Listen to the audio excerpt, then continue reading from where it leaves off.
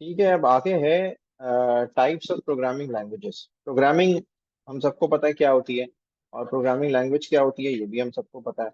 और मुख्तलिफ तरह की प्रोग्रामिंग लैंग्वेजेस हैं। हमने शुरू से बात करी तो हमने कहा कि असेंबली लैंग्वेज होती है, और कंप्यूटर जो है वो तो समझता ही बाइनरी लैंग्वेज है। तो ये जो बाइनरी लैंग्वेज और असेंबली लैंग्वेजेस हैं, ये हैं एक खास टाइप की लैंग्वेजेस। और भी मुख्तलिफ टाइप की लैंग्वेजेस होती हैं जो दो तरह की कैटेगरीज में डिवाइड की जाती हैं। एक को हम कहते हैं हाई लेवल प्रोग्रामिंग लैंग्वेज, और एक को हम कहते हैं लो लेवल प्रोग्रामिंग लैंग्वेज। ठीक है। लो लेवल प्रोग्रामिंग लैंग्वेज बाद में देख लेते हैं। वैसे वो होती है जो कि मशीन से ज्यादा करीब होती है। लो लेवल ये मशीन है अगर, तो लो लेवल प्रोग्रामिंग लैंग्वेज हुआ है जो मशीन से करीब है। और हाई लेवल प्रोग्रामिंग लैंग्वेज हुआ है जो मशीन से दूर है और यूजर से करीब है, यानी यूजर को ज्यादा आसानी से समझ में आती है। Low level programming language machine को ज्यादा आसानी से समझ में आती है। ठीक है। A high level जी sir. programming language, yeah, high level language, a type of programming language that uses English like commands. ठीक है। और low level language, a language closer to the machines language, it could be assembly language और binary code. ठीक है। और ये कौन सी जबान इस्तेमाल करती है? वो जो कि मशीन को समझने में आसानी हो, मशीन लैंग्वेज इस्तेमाल करती है इसलिए। ठीक है। अच्छा, पोर्टेबल क्या होता है? एक प्रोग्राम जो कि that can be run on different types of manufacturers and manufacturers of computers. Sir तो high high level level language portable होता है ना? हाई लेवल लैंग्वेज पोर्टेबल नहीं होती। पोर्टेबल एक इस तरह के प्रोग्राम को कहते हैं जो कि पोर्ट किया जा सकता है। पोर्ट का मतलब क्या है? एक जगह से दूसरी जगह ले जाया जा सकता है। वो प्लेटफॉर्म डिपेंडेंट नहीं होता, यानी वो सिर्फ विंडोज पे ही नहीं चलता, वो सिर्फ डेल के कंप्यूटर पे ही नहीं चलता, वो सिर्फ वो लिनक्स पे ही नहीं चलता। वो हर तरह के ऑपरेटिंग सिस्टम और हर तरह के आर्किटेक्चर पे, यानी मैन्युफैक्चरर कंप्यूटर का जो होता है, सर तो फिर मुख्तलिफ हाई लेवल आर्किटेक्चर्स लैंग्वेज बनाते हैं। पोर्टेबल हो गया ना फिर तो सर? मैंने यही पढ़ा था आज, बुक के हाई लिए लेवल पढ़ रहा था। देखो, हाई लेवल लैंग्वेज या लो लेवल लैंग्वेज पोर्टेबल नहीं होती। जो प्रोग्राम आप बनाते हैं पोर्टेबल वो होता है। हाई लेवल लैंग्वेज को हम पोर्टेबल इसलिए कहते हैं क्योंकि उसमें मशीन कोड जनरेट नहीं हुआ होता। मतलब एक प्रोग्राम जो हाई लेवल लैंग्वेज के अंदर रिटन हो वो पोर्टेबल होती है। वो पोर्टेबल होता है, बिल्कुल ठीक है। क्योंकि होता क्या है, हम जब हाई लेवल लैंग्वेज में प्रोग्राम लिखते हैं तो उस प्रोग्राम को पहले कंपाइल किया जाता है। इंटरप्रेटर इंटरप्रेट करता है, ये कंपाइलर उसको कंपाइल करता है, और वो उसको जिस मशीन पे वो चलना होता है उस मशीन के हिसाब से मशीन कोड उसका जनरेट कर देता है। ठीक है। वेयरएज लो लेवल लैंग्वेज में हम मशीन की स्पेसिफिकेशंस को देखते हुए प्रोग्राम लिखते हैं। ठीक है। तो इसलिए उसका पोर्टेबल होना मुश्किल होता है। भाई एक मशीन के लिए ही प्रोग्राम बनाया गया है, तो वो दूसरी मशीन का पहनना मुश्किल होगा ना, उसको दूसरी मशीन का पे चलना उसका मुश्किल होगा। ठीक है। या तो वो मशीन बिल्कुल उसी तरह की हो, उसी जैसी हो, जो कि मुश्किल होता है। ठीक है। अब जरा हम देख लेते हैं हाई लेवल लैंग्वेज को। High level language uses human language like words. For example, ये जो पाइथन एक लैंग्वेज आप लोगों ने कुछ की भी हो शायद। ठीक है। उसमें हम प्रिंट करने के लिए बस प्रिंट ही यूज करते हैं।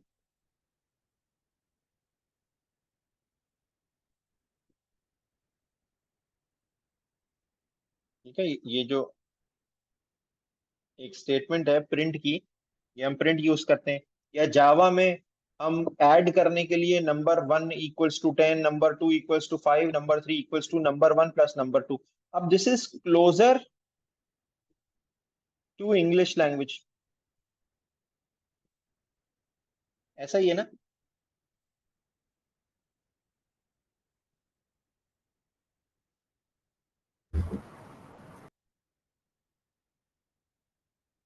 ठीक है। ये प्रिंट पाइथन तो बहुत ही आसान एक लैंग्वेज है जिसमें बिल्कुल ही इंग्लिश की स्टेटमेंट्स हैं जो कि आप एज अ कमांड इस्तेमाल करते हैं। इसीलिए पाइथन जो है वो इतनी ज्यादा पॉपुलर भी है और इतनी ज्यादा आसान भी है। इसी तरह से अगर आप सी लैंग्वेज है, एक सी लैंग्वेज में अगर आपको प्रिंट करना हो तो आप प्रिंट की कमांड लिखते हैं print F bracket inverted commas, जो आपको प्रिंट करना है, उसके बाद सेमीकोलन। तो इस तरह की लैंग्वेजेस जो होती हैं जो कि क्लोजर टू योर लैंग्वेज, यानी English language in this case, computer मतलब समझ सकता है आसान से, that is called a high level language. और program which is written in a high level language is considered portable.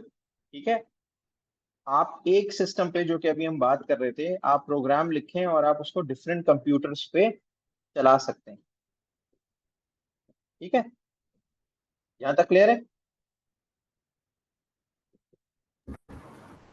Ji sir. समी? अच्छा, अब जो लो लेवल लैंग्वेजेस हैं, उन लो लेवल लैंग्वेजेस की दो टाइप्स हैं। एक है मशीन कोड और दूसरी है असेंबली लैंग्वेज। ठीक है, ये एक लैंग्वेज है, असेंबली लैंग्वेज एक लैंग्वेज है, जिस तरह से बहुत सारी और प्रोग्रामिंग लैंग्वेजेस है ना, इसी तरह से असेंबली लैंग्वेज एक लैंग्वेज है। और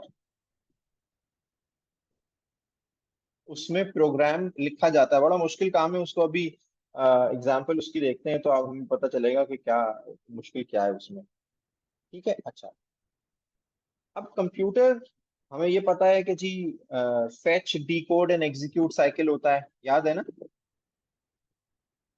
fetch decode and execute cycle याद है ना अली? जी सर।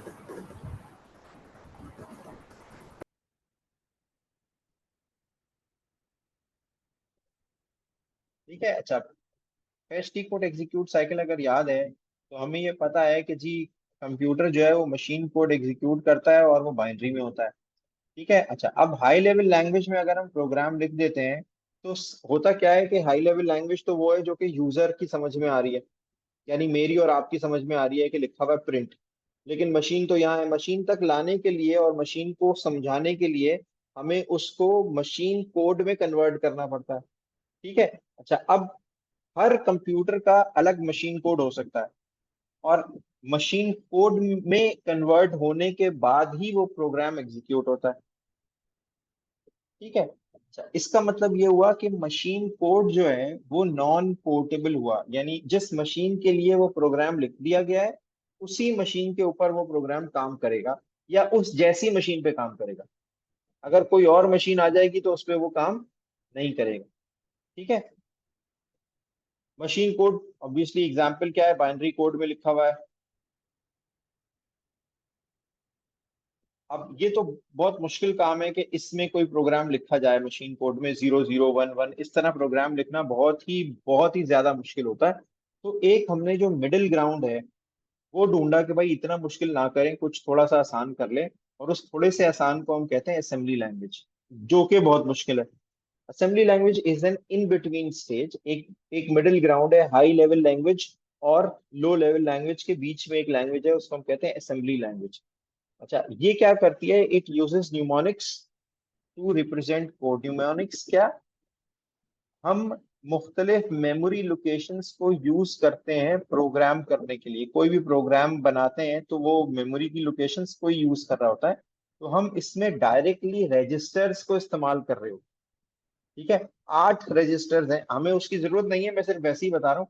8 रजिस्टर्स हैं जो कि हम यूज करते हैं, AX BX CX DX, AL BL CL DL, ये 8 रजिस्टर्स हैं जो कि हम ये, और ये भी कंप्यूटर के आर्किटेक्चर पे डिपेंड करता है। जैसे मैं भी आपको 8086 का आर्किटेक्चर बता रहा हूँ, हमें इसकी जरूरत नहीं है, लेकिन मैं वैसे ही ये बात बता रहा हूँ आपको कि 8086 के आर्किटेक्चर में 8 रजिस्टर हमारे पास होते हैं, वो हम यूज करते हैं। ठीक है, अच्छा, अब असेंबली लैंग्वेज किस तरह से होती है? असेंबली लैंग्वेज इस तरह से लिखी हुई होती है, LDD ADD STO। ठीक है, ये क्या है? LDD काउंट, ये मेमोरी लोकेशंस है। ठीक है, काउंट जो है वो एक मेमोरी लोकेशन है, ये काउंट मेमोरी लोकेशन है। ठीक है, LDD एक स्पेसिफिक कमांड है जो कि हमने दी। ठीक है, और असेंबली लैंग्वेज में हमें बताना पड़ता है कि जी कौन सी मेमोरी लोकेशंस यूज हो रही हैं। और हाई लेवल लैंग्वेज जो है वो एक कमांड, फॉर एग्जांपल ये प्रिंट की अगर कमांड है ना, इस हाई लेवल लैंग्वेज की कमांड को असेंबली लैंग्वेज में 1 2 3 4 5 बल्कि ज्यादा इंस्ट्रक्शंस देनी पड़ेंगी आपको। ठीक है। For example high level language में आप लिख देंगे, जैसे हमने पहले भी किया शायद या नहीं किया, मुझे नहीं पता, याद नहीं आ रहा कुछ, कि काउंट जो है वो काउंट प्लस वन के बराबर। इसका क्या मतलब है? इंक्रीमेंट हो रहा है। जबकि असेंबली लैंग्वेज में ऐसा नहीं होगा।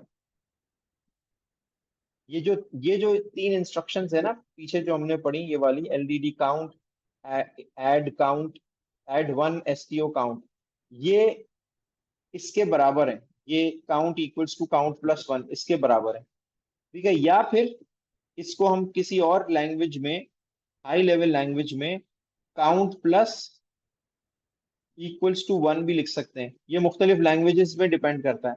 या काउंट प्लस प्लस भी लिख सकते हैं। ठीक है। तो ये मुख्तलिफ सर तो ये सारी लैंग्वेजेस, लैंग्वेजेस असेंबली लैंग्वेज में आती हैं? हाँ सारी लैंग्वेजेस कन्वर्ट तो मशीन कोड में ही होनी होती है ना एग्जीक्यूट होने के लिए। और एग्जीक्यूट होने के लिए हमारे पास एक, उनको कन्वर्ट करने के लिए एक चीज होती है जिसको हम कहते हैं कंपाइलर। वो प्रोग्राम्स को कंपाइल करता है और फिर जब वो एग्जीक्यूट हो रही होती हैं तो वो मशीन कोड में कन्वर्ट होती हैं और तभी एग्जीक्यूट होती हैं। हम अगर प्रिंटर से कहते हैं ना या कंप्यूटर से कहते हैं प्रिंट, तो प्रिंटर को प्रिंट थोड़ी समझ में आता है। प्रिंटर को क्या समझ में आता है?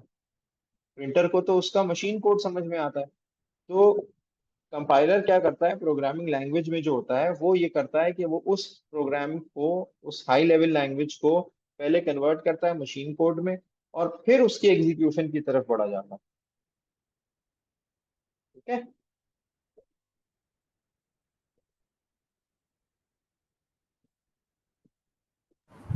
सही है। अच्छा, अब ये एक बड़े इंपॉर्टेंट चीज है कि assembly language instructions are split into operators and operands. A, for example मैं लिखता हूं अभी ए प्लस बी, इसमें ऑपरेटर क्या है और ऑपरेंड्स क्या है? प्लस सर प्लस ऑपरेटर है और ए और बी ऑपरेटन बिल्कुल है। ठीक है। तो हमें अब ये तो आसानी से समझ में आ गया ना। लेकिन असेंबली लैंग्वेज में भी ये दो तरह की इंस्ट्रक्शंस होती हैं। एक वो इंस्ट्रक्शंस होती हैं जो कि ऑपरेटर इंस्ट्रक्शंस होती हैं, यानी जैसे हमने अभी ऊपर देखा ये ऐड, ये क्या थी? ये एक ऑपरेटर इंस्ट्रक्शन थी ऐड। और ये एलडीडी काउंट, ये क्या है? ऑपरेंट, ये ऑपरेंड है।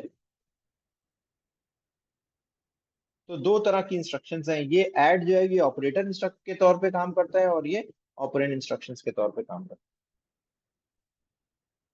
क्लियर है ये बात?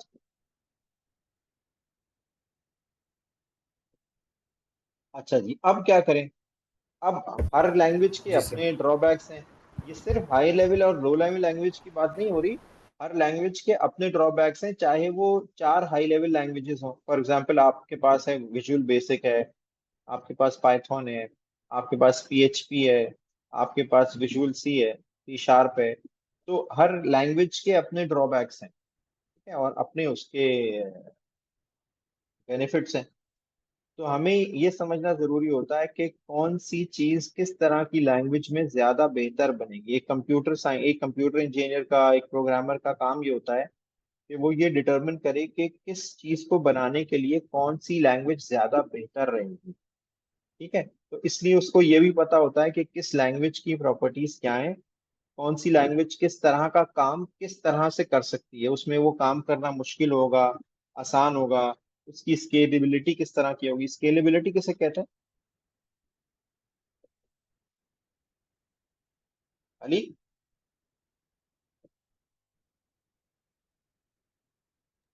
ये उसको कितना अलग अलग अलग अलग चीजों में यूज कर सकते हैं। नहीं, फाइज अली नहीं, अली।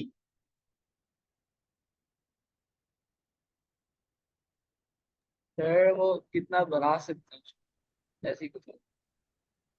कितना बना सकती है, स्केलेबल।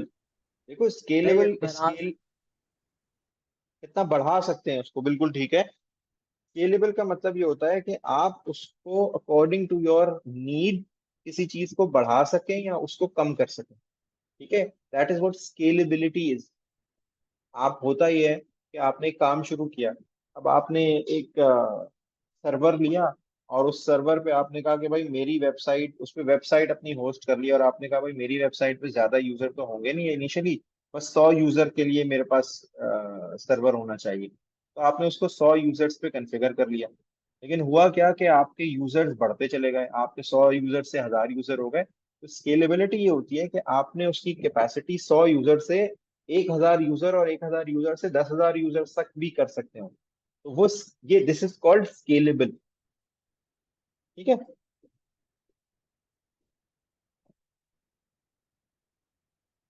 तो हाई लेवल लैंग्वेज और लो लेवल लैंग्वेजेस में जो फर्क है, high level languages are easier